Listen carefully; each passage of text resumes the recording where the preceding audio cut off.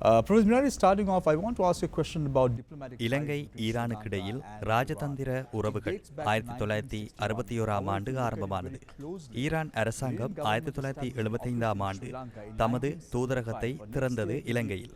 ஈரானுக்கும் இலங்கைக்கும் இடையிலான தொடர்பு பற்றி கூற முடியுமா? Tell us a little bit about Iranian and Sri Lankan diplomatic relations. The two countries fortunately have always இரண்டு நாடுகளும் மிகவும் நெருங்கிய தொடர்புகளை பேணிச் செல்கின்றன.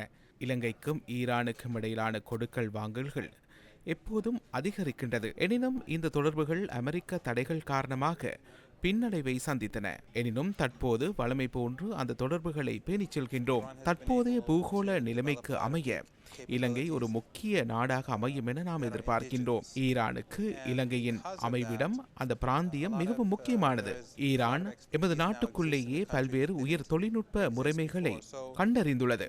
எம் மீது விதிக்கப்பட்ட தடைகள் காரணமாகவே ஈரான் பொறியியலாளர்கள் இலங்கை உள்ளிட்ட 20 நாடுகளில் பணிகளை முன்னெடுத்து வருகின்றனர். இலங்கைக்கும் ஈரானுக்கும் இடையிலான தொடர்புகள் காரணமாக இலங்கை முக்கியத்துவம் அளிக்கப்படுகின்ற ஒரு நாடாகும். has always been a high priority for Iran.